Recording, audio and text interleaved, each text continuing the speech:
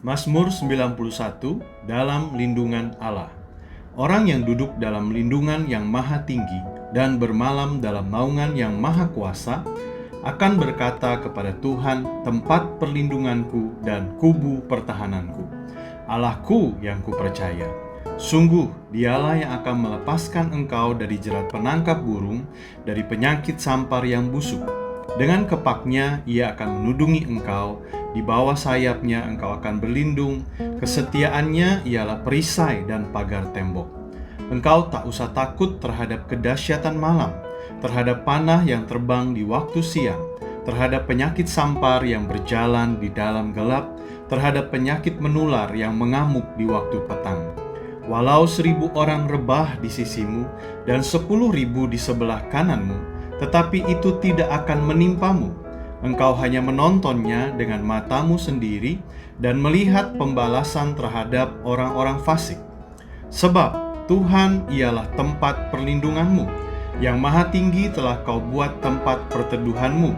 Malapetaka tidak akan menimpa kamu, dan tulah tidak akan mendekat kepada kemahmu. Sebab malaikat-malaikatnya akan diperintahkannya kepadamu untuk menjaga engkau di segala jalanmu. Mereka akan menantang engkau di atas tangannya, supaya kakimu jangan terantuk kepada batu. Singa dan ular tedung akan kau langkahi, engkau akan menginjak anak singa dan ular naga. Sungguh hatinya melekat kepadaku, maka aku akan meluputkannya. Aku akan membentenginya, sebab ia mengenal namaku. Bila ia berseru kepadaku, aku akan menjawab. Aku akan menyertai dia dalam kesesakan. Aku akan meluputkannya dan memuliakannya. Dengan panjang umur akan kukenyangkan dia, dan akan kuperlihatkan kepadanya keselamatan daripadaku.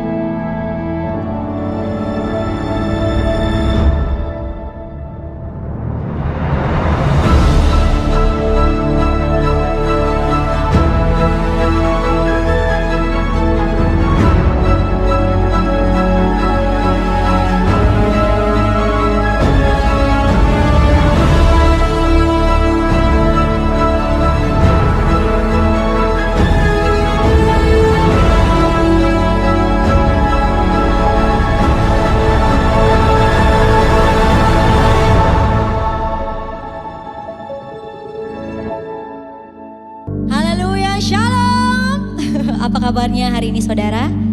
Saya percaya hari ini sukacita Tuhan mengalir dalam kehidupan kita, amin. Haleluya. Dan hari ini kita mau bersyukur di hadapan Raja segala Raja dalam kehidupan kita. Haleluya. Berikan sorak-sorak yang luar biasa bagi dia. Come on.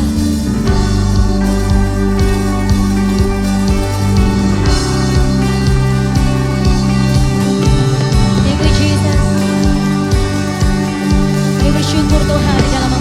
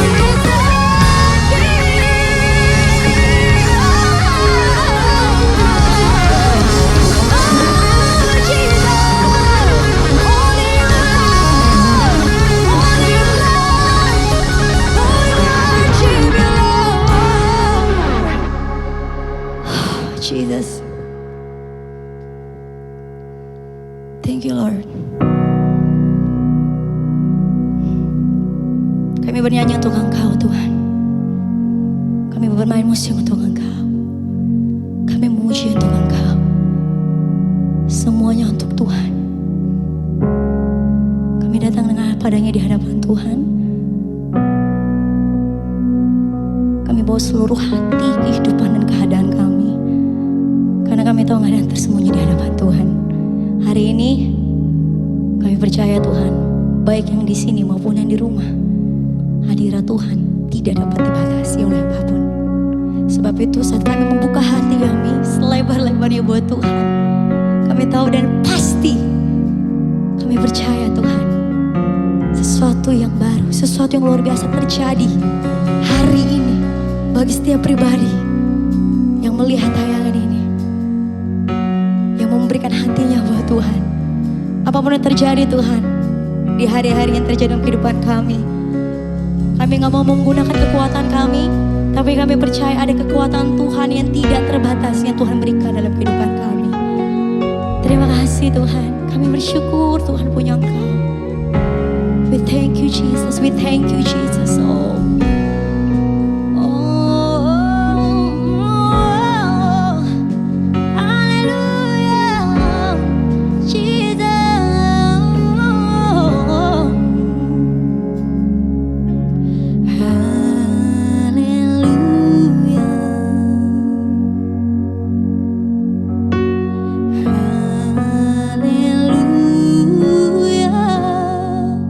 For the Lord God Almighty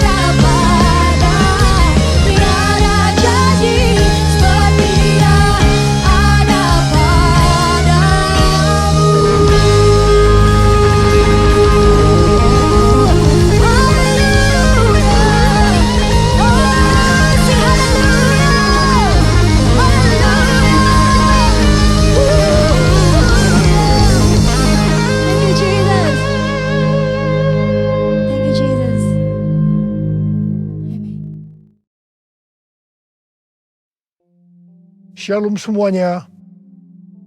Kita baru saja memasuki tahun yang baru, yaitu tahun 2022. Kita baru saja meninggalkan tahun 2021, tahun integritas, the year of integrity, di mana Tuhan menekankan agar kita hidup berintegritas, yang artinya semakin menyerupai dengan gambar Yesus. Mungkin ada yang bertanya-tanya, bagaimana keadaan tahun 2022? Apakah keadaan saya akan lebih baik atau lebih jelek? Bagi saudara yang sedang bertanya-tanya seperti itu, saya mau katakan bahwa kita harus berpegang pada firman Tuhan.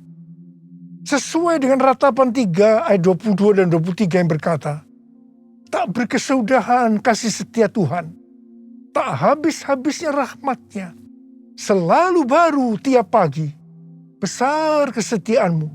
Berdasarkan ayat ini, kita harus percaya bahwa kasih setia Tuhan selalu baru tiap hari, selalu baru tiap minggu, selalu baru tiap bulan, dan selalu baru tiap tahun.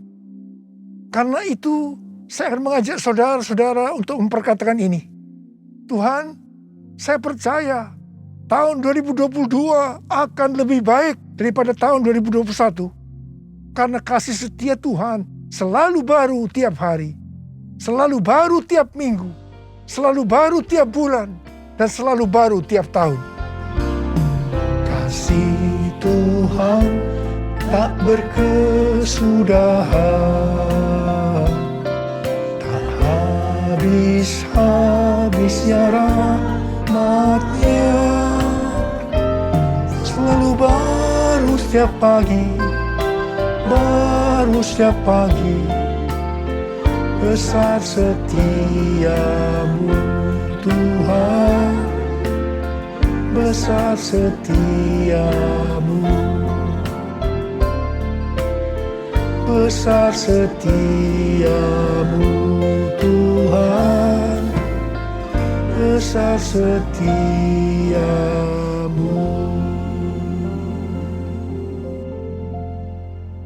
Dasar kita percaya bahwa tahun 2022 akan lebih baik daripada tahun 2021 karena Ratapan 3 ayat 24 berkata, Tuhan adalah bagianku, kata jiwaku.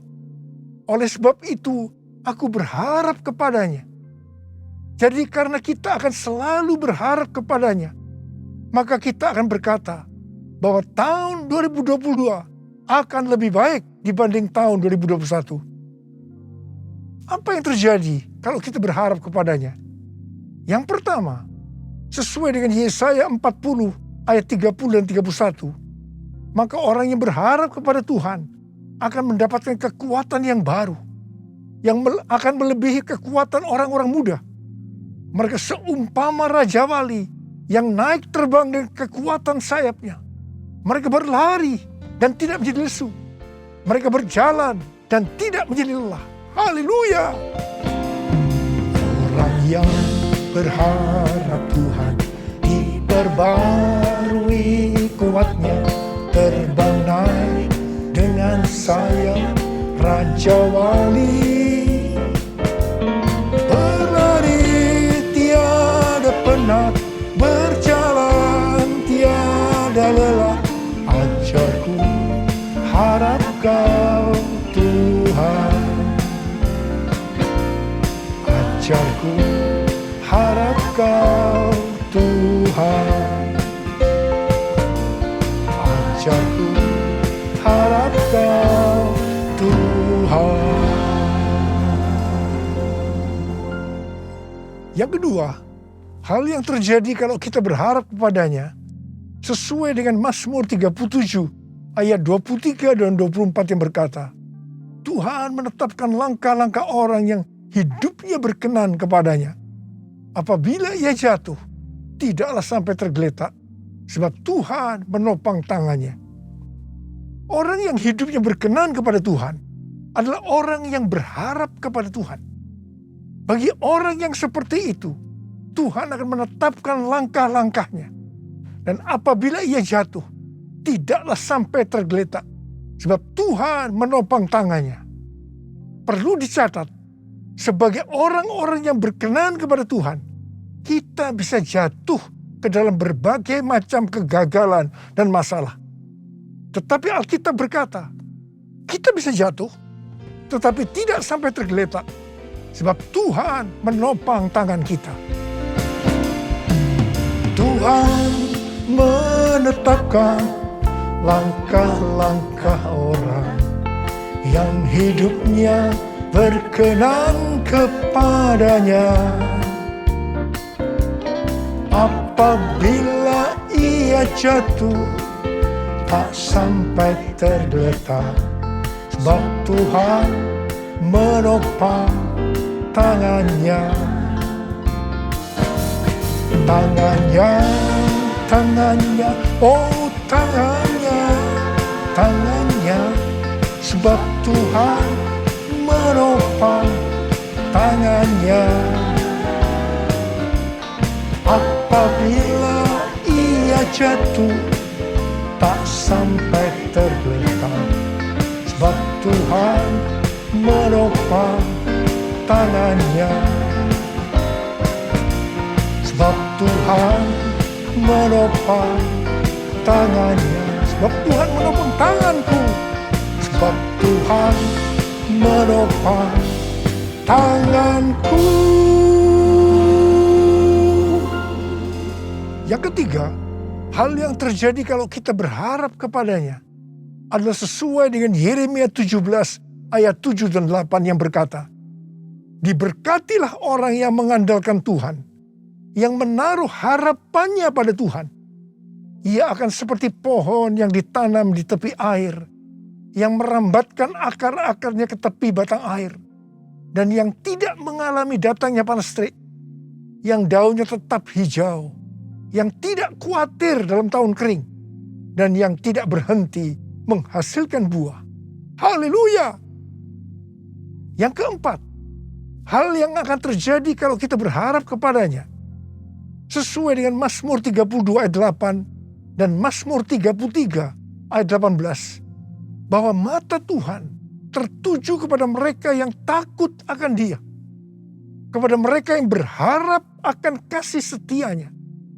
Tuhan akan mengajar, menasehati, dan menunjukkan jalan yang harus kita tempuh. Tuntunan Tuhan ini akan kita mengerti hanya kalau mata kita tertuju kepada Dia. Alasan yang kedua, mengapa kita berkata kalau tahun 2022 akan lebih baik daripada tahun 2021? Karena hati kita melekat kepada Tuhan. Karena kita hidup intim dengan Tuhan. Dalam Mazmur 91 ayat 14 sampai dengan 16, Tuhan berkata, sungguh hatinya melekat kepadaku, maka aku akan meluputkannya. Aku akan membentenginya, sebab ia mengenal namaku. Bila ia berseru kepadaku, aku akan menjawab. Aku akan menyertai dia dalam kesesakan. Aku akan meluputkannya dan memuliakannya. Dengan panjang umur akan kukenyangkan dia, dan akan kuperlihatkan kepadanya keselamatan daripadaku. Jadi, kalau hati kita tuh melekat kepada Tuhan, kalau kita hidup intim dengan Tuhan, maka yang pertama, Tuhan akan meluputkan dan membentengi kita terhadap sakit penyakit, panah api dari si jahat, jerat penangkap burung, kedahsyatan malam, atau terror of the night yang berbicara tentang penculikan, perampokan, pemerkosaan, pembunuhan, terorisme, peperangan. Hal yang kedua, Tuhan akan menjawab ketika kita berseru pada masa kesesakan. Dan yang ketiga, Tuhan akan memuliakan kita. Yang keempat, Tuhan akan memberikan panjang umur dengan berkat yang melimpah. Dan yang kelima, Tuhan akan memberikan keselamatan. Haleluya! Bless the Lord, oh my soul, oh my soul, worship His holy name. Sing like never before, soul, I worship your holy name. Bless the Lord, oh my soul, oh my soul, worship his holy name. Sing like never before, oh my soul, I worship your holy name. I worship your holy name. I worship your holy name. Tuhan menuntun kita untuk memasuki tahun 2022 dengan memberikan tema bahwa tahun 2022 adalah tahun paradigma yang baru. The year of new paradigm. Definisi paradigma menurut Kamus Besar Bahasa Indonesia adalah model dan juga kerangka berpikir. Definisi paradigma menurut Westminster Dictionary of Theological Terms bahwa paradigma berarti contoh, pola, model, dan istilah ini sering dipakai untuk menunjukkan cara berpikir dalam teologi ketika bahan-bahan dikumpulkan dan diatur dalam satu pola atau cara tertentu seperti dalam doktrin. Tuhan memberikan ayat emas untuk tema ini, yaitu Yesaya 43 ayat 18 sampai dengan 21 dan Filipi 3 ayat 13 dan 14.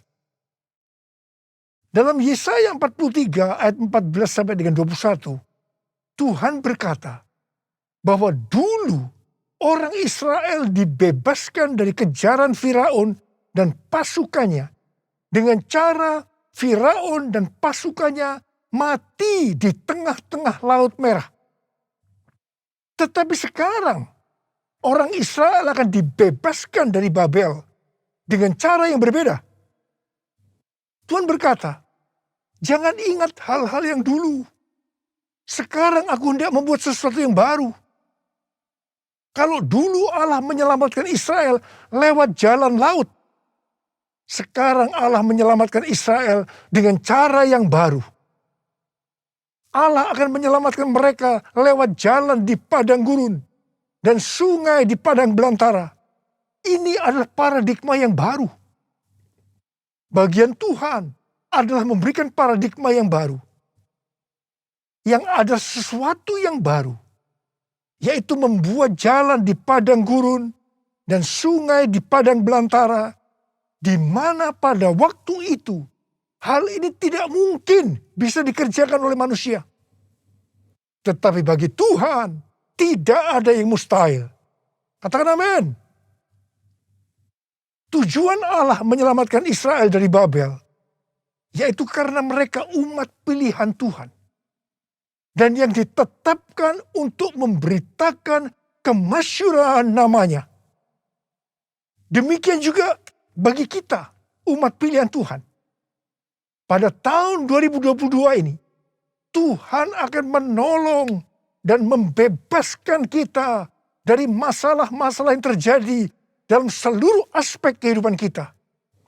Apakah itu sakit penyakit, keluarga, pelayanan, bisnis, masa depan, dengan cara-cara yang baru atau paradigma yang baru.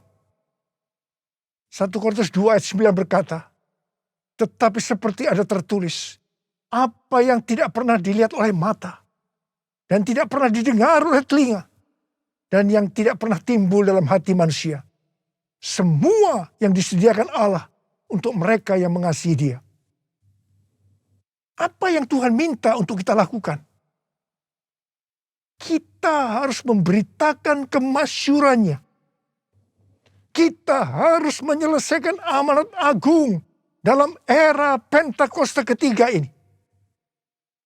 1 Petrus 2 ayat 9 berkata, tetapi kamulah bangsa yang terpilih, imamat yang terjani, bangsa yang kudus, umat kepunyaan Allah sendiri, supaya kamu memberitakan perbuatan-perbuatan yang besar dari Dia yang telah memanggil kamu keluar dari kegelapan kepada terangnya yang ajaib.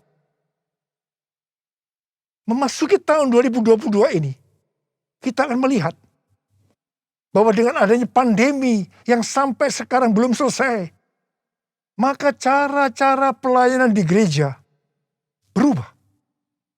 Kita tidak bisa hanya memakai cara-cara yang lama lagi. Sebagai contoh, sesuai dengan penelitian yang dilakukan oleh George Barna yang dirilis pada tanggal 6 Juni 2021 yang lalu mengenai generasi anak muda di Amerika yang disebut generasi berbeda. Dikatakan bahwa pelayanan gereja selama 5 dekade terakhir tidak akan efektif untuk generasi ini. Jadi perlu ada paradigma yang baru dalam pelayanan di gereja. Tuhan sedang membuat paradigma yang baru sebagai pola yang baru. Dan bagian kita adalah menerima sebagai cara pandang yang baru. Demikian juga dengan cara berbisnis. Pasti banyak dari cara-cara yang lama yang sudah tidak bisa dipakai lagi. Perlu diperhatikan bahwa Wahyu 13 ayat 16 pasti akan digenapi. Manusia tidak dapat membeli dan menjual kalau tidak memiliki tanda antikristus di tangan kanannya dan di dahinya. Dan dengan seizin Tuhan, dunia sekarang sedang dibawa ke sana untuk menggenapi Wahyu 13 ayat 16 tadi. Tetapi bagi kita yang percaya bahwa pengangkatan terjadi sebelum masa sengsara yang disebut dengan pre-tribulation, kita tidak akan mengalami itu. Sekali lagi saya mau katakan pada saudara, kita tidak akan mengalami itu. Jadi, daripada kita disibukkan memikirkan chip dari antikristus sampai menolak untuk divaksinasi, sebaiknya kita mempersiapkan diri kita untuk pengangkatan yang sudah sangat-sangat dekat waktunya. Maranatha, Tuhan Yesus datang segera. Jadi, dalam tahun paradigma yang baru ini, ada 3 hal yang harus diperhatikan. Yang pertama, paradigma adalah inisiatif Tuhan sendiri yang perlu diresponi oleh umatnya. Ada bagian yang Tuhan perbuat, ada bagian yang umatnya harus lakukan. Yang kedua, bagian Tuhan membuat sesuatu yang baru, yaitu paradigma sebagai pola. Dan yang ketiga, bagian umat Tuhan melihat, mengetahui, dan menerima yang Tuhan buat, yaitu paradigma sebagai cara pandang. Hatiku percaya, hatiku percaya, hatiku percaya, selalu ku percaya, selalu ku percaya, selalu ku percaya.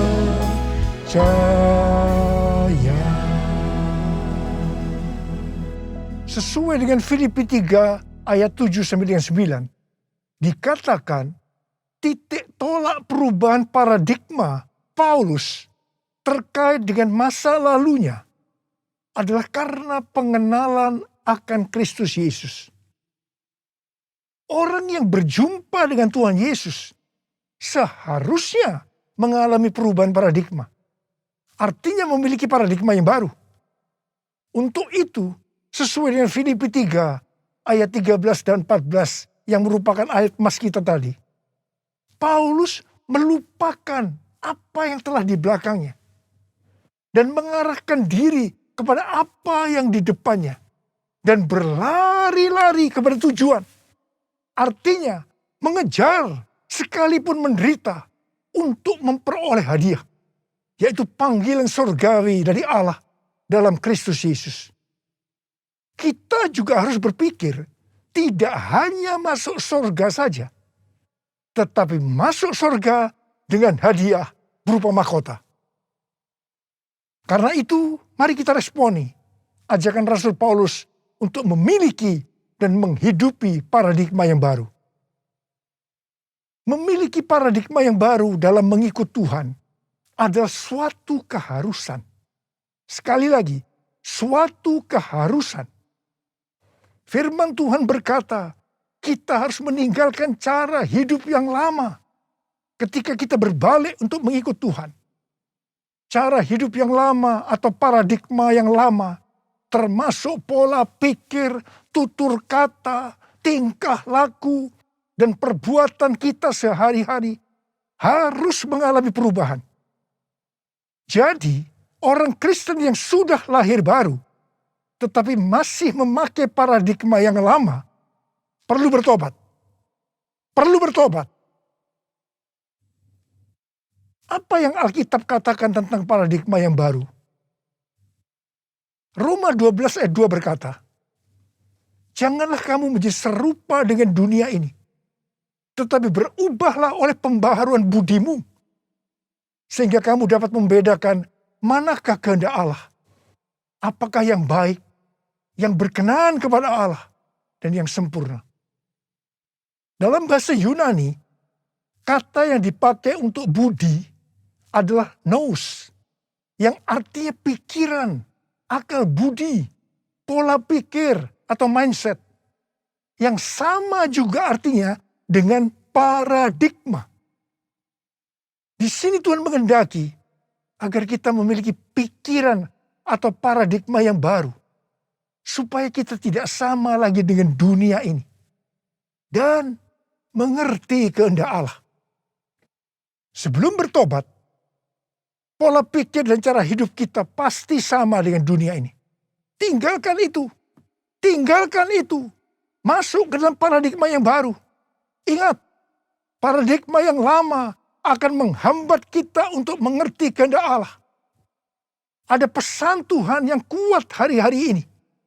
Yaitu agar kita mengerti dan melakukan kehendak Allah pada zaman ini.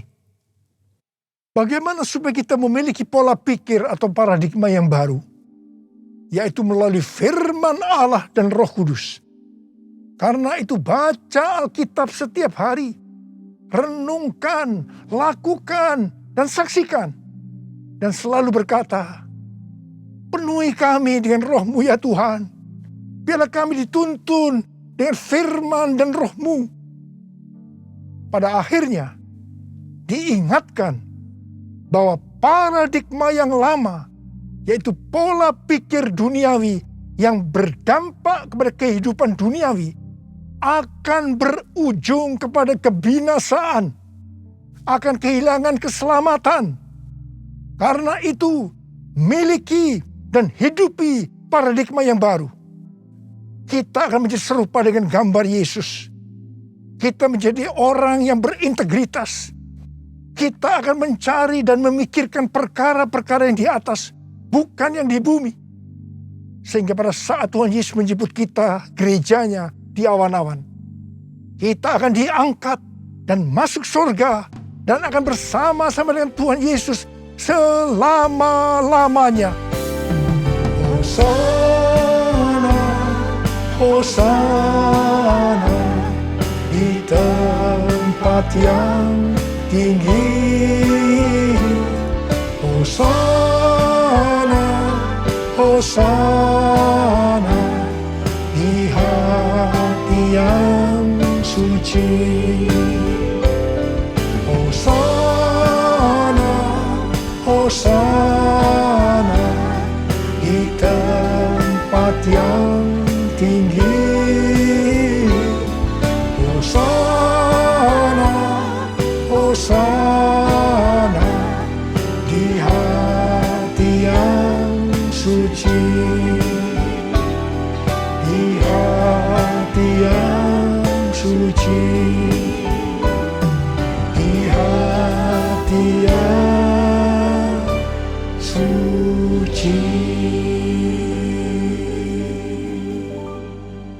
Jadi saudara-saudara, memasuki tahun 2022 yang Tuhan berikan tema tahun paradigma yang baru, the year of new paradigm, maka ada 6 hal yang harus diperhatikan.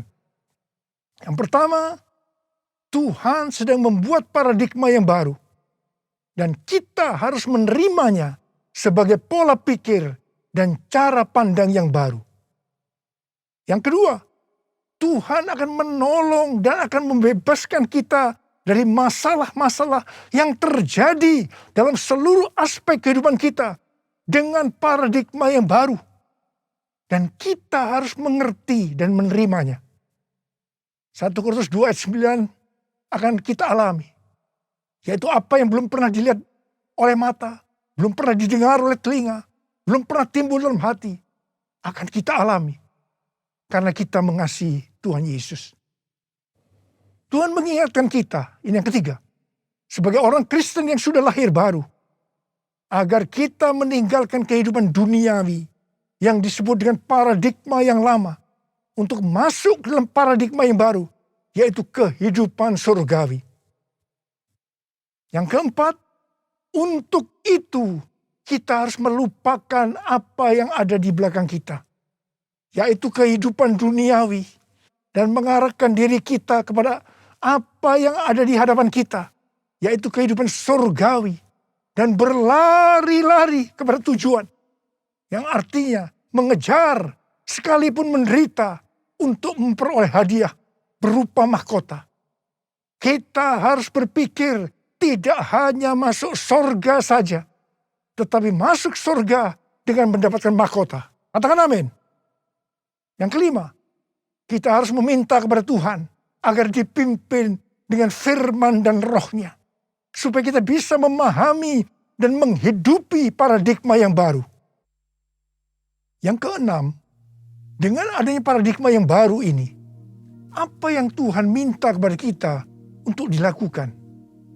Yaitu supaya kita memberitakan perbuatan-perbuatan yang besar dari Dia yang telah menyelamatkan kita, supaya dalam era Pentakosta ketiga ini kita menyelesaikan amanat agung, dan setelah itu Tuhan Yesus datang kembali. Ku mau selalu bersyukur, selalu bersyukur. Kau Tuhan yang setia, yang selalu menopang. Ku mau selalu bersyukur, selalu bersyukur. Kau Bapa-Ku yang setia. Sekali lagi. Ku mau selalu bersyukur, selalu bersyukur. Kau Tuhan yang setia, yang selalu menopang.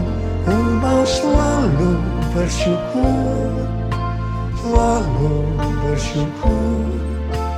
Kau Bapa-Ku yang setia. Mari angkat tangan saudara, kita sembah Dia. Rialah basyara bara bara bara bara. Oh rialah bara bara bara bara bara bara bara. Oh bara bara bara bara bara bara. Oh bara bara bara. Kami mau selalu bersyukur ya Tuhan, meninggalkan tahun 2021. Kami bersyukur apapun kami alami, enak maupun tidak enak, kami selalu bersyukur kepada Tuhan. Dan kami akan memasuki tahun 2020 sekarang ini Tuhan. Kami bersyukur Tuhan. Terima kasih Bapa, urapi kami. Urapi kami semua Tuhan memasuki tahun 2022 ini Tuhan. Supaya kita semua bisa memahami dan menghidupi paradigma yang baru. Sekarang terimalah. Terima pengurapan Tuhan. Terima.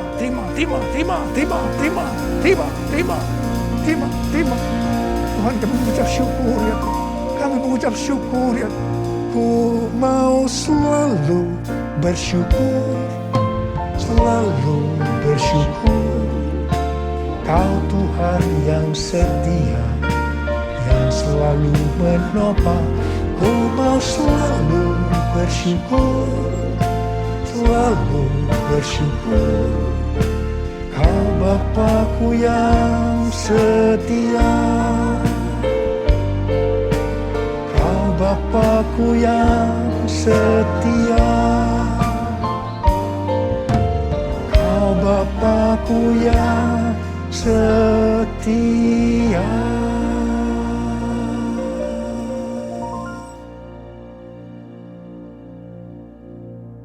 Mari saudara-saudara, kita akan masuk dalam perjamuan kudus. Ini adalah perjamuan kudus yang pertama dalam tahun yang baru, tahun 2022 ini. Kita akan mengingat ayat ini. Sebab setiap kali kamu makan roti ini dan minum cawan ini, kamu memberitakan kematian Tuhan sampai Ia datang. Perjamuan kudus adalah perjamuan Tuhan Yesus sendiri. Setiap kali kita masuk ke dalam perjamuan kudus, Tuhan Yesus selalu berkata kepada kita, biarlah ini menjadi peringatan akan daku. Peringatan akan daku. Karena itu mari saudara-saudara, kita tundukkan kepala, kita arahkan hati kita kepada kebaikan Tuhan. Apa yang telah Tuhan Yesus perbuat dalam hidup ini? Supaya kita lebih mengasihi Tuhan Yesus. Kita supaya lebih mengasihi satu dengan yang lain. Bapa, siapakah kami sebelum kami mengenal Engkau? Kami semua orang berdosa. Upah dosa adalah maut, mati. Tapi Engkau yang tidak berdosa telah dijadikan dosa oleh karena kami. Engkau harus turun dari surga mulia, menjelma menjadi manusia, mati ganti kami dengan penderitaan yang luar biasa. Tuhan, terima kasih. Terima kasih buat kebaikan Tuhan. Terima kasih buat kebaikan Tuhan. Ya Tuhan, Kau jadikan kami sebagai anak-anak-Mu. Kau tuntun, Kau bela, Kau lindungi. Kau sembuhkan kami, Kau berikan kepada kami visi-visi yang baru memasuki tahun yang baru ini Tuhan. Engkau tegur juga kalau kami salah. Itu Engkau ya Aba. Itu Engkau ya Aba. Saudara, Tuhan akan memberkati kita semua melalui perjamuan kudus. Tapi Tuhan mau kita makan dan minum dengan cara yang benar. Karena itu, mari masing-masing berdoa, introspeksi. Kita baru saja meninggalkan tahun yang lama, tahun 2021. Memasuki tahun yang baru, tahun 2022. Mari, kalau ada hal-hal yang belum diselesaikan selama ini dengan Tuhan, memasuki tahun yang baru, kita selesaikan sekarang ini. Kita minta ampun kalau ada hal-hal yang menyedihkan hatinya Tuhan. Kita minta ampun. Ampuni saya Tuhan. Ampuni, katakan begitu. Katakan, ampuni saya Tuhan. Ampuni saya. Tuhan, ampuni kami semua Tuhan. Ampuni kami semua. Kau melihat anak-anak-Mu semua yang sedang meminta ampun padamu. Ampuni Tuhan. Berkati mereka memasuki tahun yang baru. Tahun 2022. Tahun paradigma yang baru ini. Ya Bapa, ya Bapa, ya Bapa. Ya Bapa, ya Bapa. Terima kasih, terima kasih. Terima kasih. Tuhan, terima kasih. Kau sudah mengampuni kami. Kau sudah mengampuni kami. Sekarang saudara-saudara, mari kita masuk dalam perjamuan kudus. Dengan hati yang penuh ucapan syukur. Dalam nama Yesus.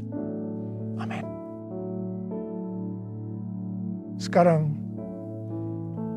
mari kita angkat roti di tangan kanan kita tinggi-tinggi. Sebab apa yang telah kuteruskan kepadamu telah aku terima dari Tuhan. Yaitu bahwa Tuhan Yesus pada malam waktu Ia diserahkan mengambil roti. Dan sesudah itu Ia mengucap syukur atasnya. Dia memecah-mecahkannya dan berkata, inilah tubuhku yang diserahkan bagi kamu. Perbuatlah ini menjadi peringatan akan aku. Saudara dikasihi Tuhan, bukankah roti yang kita pecah-pecahkan ini adalah persekutuan kita dengan tubuh Kristus? Mari kita makan dalam nama Yesus.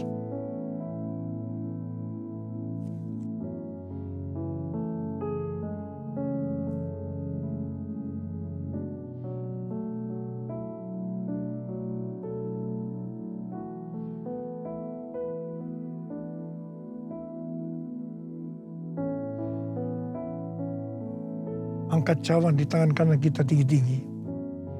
Demikian juga Ia mengambil cawan sudah makan lalu berkata, cawan ini adalah perjanjian baru yang dimeteraikan oleh darahku. perbuatlah ini. Setiap kali kamu meminumnya menjadi peringatan akan aku. Sudah dikasih Tuhan. Bukan kacauan pengucapan syukur yang atasnya kita ucapkan syukur. Adalah persekutuan kita dengan darah Yesus. Mari kita minum dalam nama Yesus.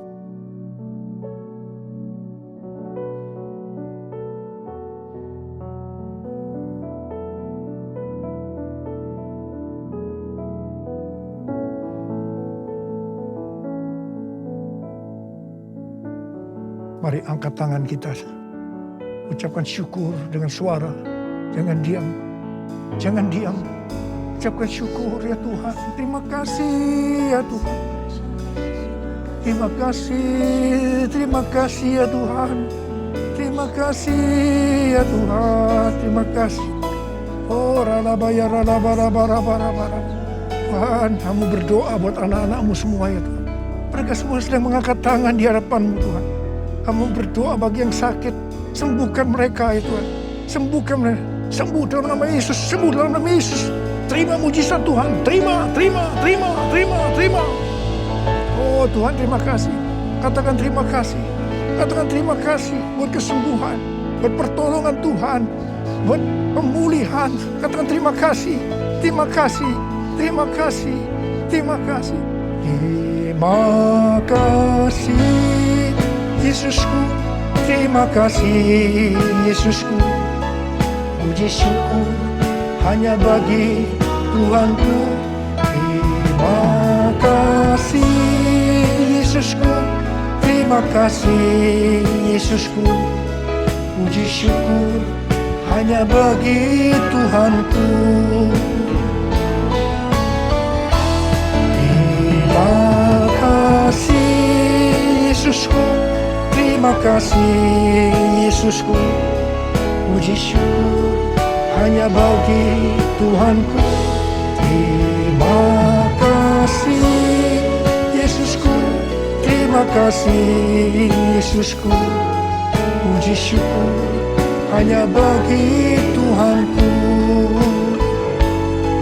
Puji syukur hanya bagi Tuhanku. Puji syukur hanya bagi Tuhanku. Terima kasih. Terima kasih Abah. Terima kasih. Terima kasih Abah. Terima kasih. Angkat tangan saudara. Terimalah berkat Tuhan. Kasih karunia yang berlimpah-limpah daripada Allah Bapa dalam Anak yang tunggal Yesus Kristus. Persekutuan yang manis dengan Roh Kudus menyertai saudara sekalian mulai hari ini. Sampai Tuhan Yesus datang menjemput kita di awan-awan. Dan bahkan sampai selama-lamanya. Yang percaya bersama-sama katakan, amin.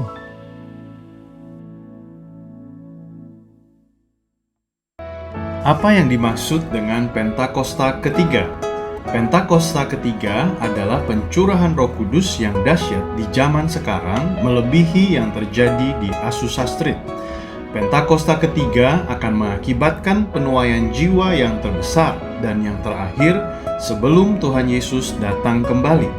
Pentakosta ketiga akan membangkitkan generasi Yeremia, yaitu anak-anak muda yang dipenuhi Roh Kudus, cinta mati-matian kepada Tuhan Yesus, tidak kompromi terhadap dosa, dan akan bergerak untuk memenangkan jiwa.